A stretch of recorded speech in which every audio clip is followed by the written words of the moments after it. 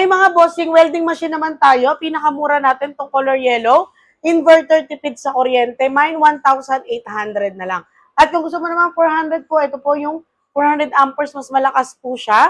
Makapag full weld, mag-cutting, 2,000 na lang mga bossing. At meron din tayong mga 3-in-1 welding. Ayun sa mga hindi nakakaalam, 3-in-1 MIG, TIG, ARC. Ayun, ang ganda pang stainless po. Sa mga stainless po, yan ang ginagamit. Ang ganda mag-welding niya, no? May libre ka ng isang rolyong flux wire. 3,500 na lang. Ay, meron din tayong 4,000. Ito naman JLD brand.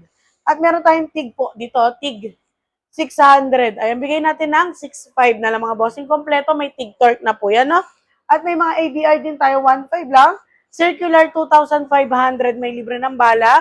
Toyoma Japan po ang brand. Sa mga gusto pong mag-walk-in, waste lang po. Garnikawan Commercial Equipment Wholesaling.